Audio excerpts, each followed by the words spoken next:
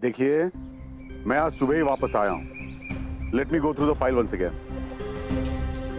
हाँ ठीक है, देख लूंगा मैं। Okay bye.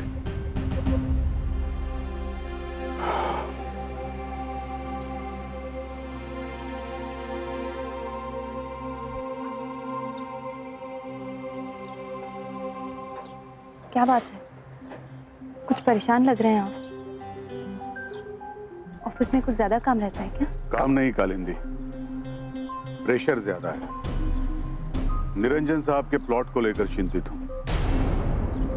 ऊपर से प्रेशर आ रहा है फाइल पास करवाने के लिए, और मैं अच्छी तरह से जानता हूं कि इस दबाव के पीछे निरंजन साहब का ही हाथ है।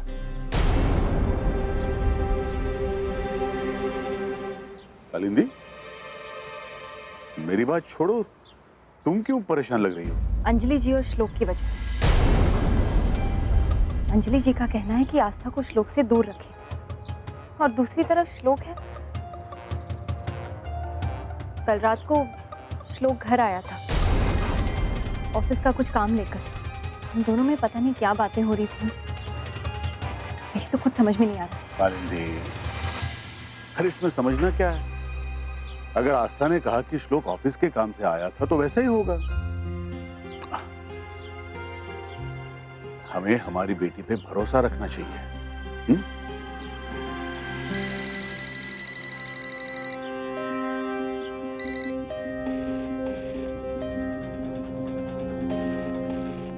साहिब, उन लोगों को बुलाना वाकई इतना जरूरी है? लगता है मैंने कोई कठिन बात कर दी है अंजलि, जो आपको बार बार समझाना पड़ रहा है।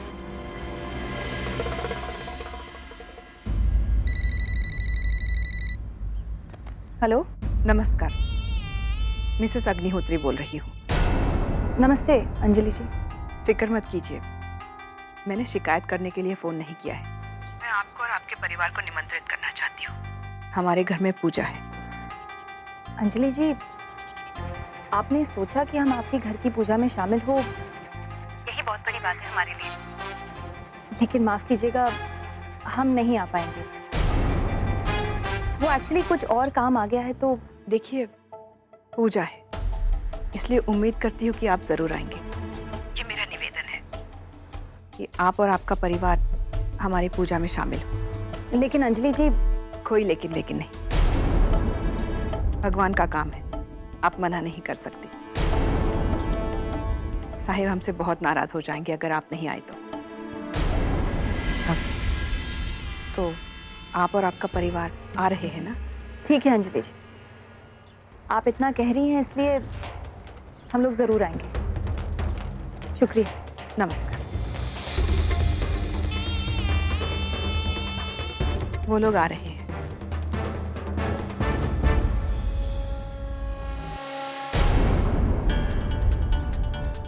उनकी तरफ से हमारे लिए पूजा का निमंत्रण? कुछ समझ में नहीं आ रहा। पता नहीं और क्या नया चल रहा है उनके मन में।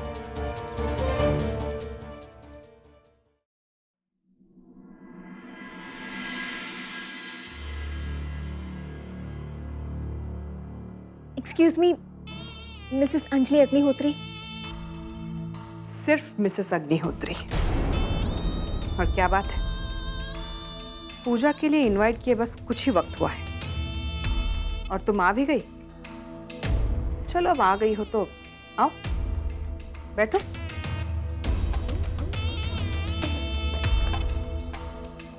यहां नहीं, वहां बैठो।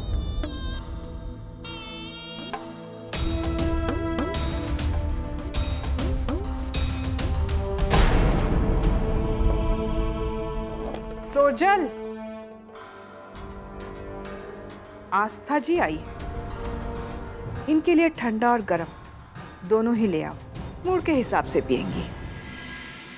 मैम, ईवी और न्यूज़पेपर इंटरव्यूज के लिए मुझे कुछ सवाल पूछने थे आपसे। हाँ हाँ, पूछो। इसकी कोई जरूरत नहीं है, बंद कर दो इसे, क्योंकि आज मेरे सारे जवाब तुम्हें जिंदगी भर मुंह ज़बानी याद हो जाएंगे।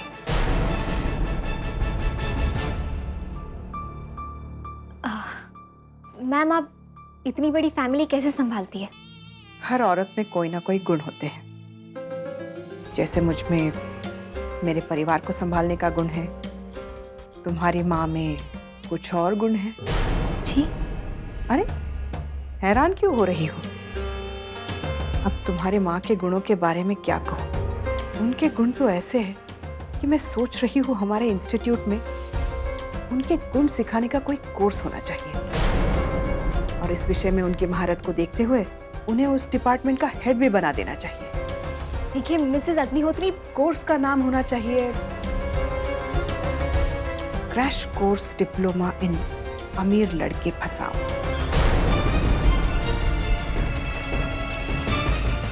ये क्या कह रही हैं आप? कुछ गलत कह दिया मैंने?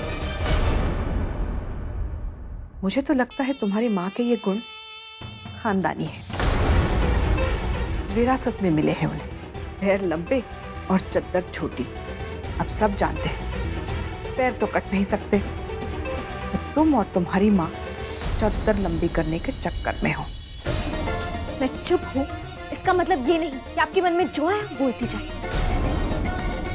माफ कीजिएगा, अब गलत है इस बारे में। हमारे घर के संस्कार ना तो ऐसे हैं और ना ही हमारी फितरत। गुस्से से तुम्हारे कानों से धुआं निकल रहा है।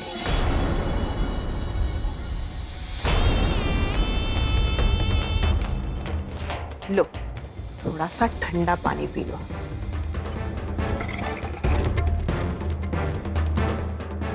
लो मुझे नहीं पीना। P low.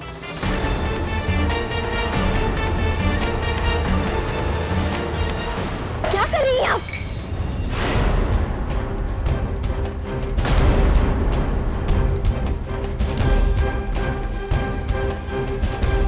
जो कांच के घर में रहने के सपने देखते हैं, उन्हें कांच की असलियत भी मालूम होनी चाहिए। चमक के साथ साथ कांच टूटता भी है और चुभता भी है। मैं सोच भी नहीं सकती थी कि आपकी इतनी ज्यादा घटिया सोच होगी। लेकिन आपकी जानकारी के लिए एक बात बता दूं मैं आपको, से अमीर घरों में रहने के सपने आप जैसे अमीर ही देखा करते हैं। रही बात मेरी, मैं अपने घर में बहुत खुश हूँ। अगर कोई आकर दुनिया की सारी दौलत मेरे कदमों में रख देना, तब भी मैं ऐसे घर में नहीं आऊंगी। ये तो मेरी मजबूरी है कि मुझे मेरी जॉब की वजह से यहाँ पे आना पड़ रहा है।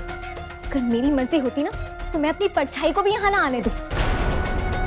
जिस घर में अमावस की रात से भी ज्यादा अंधेरा है,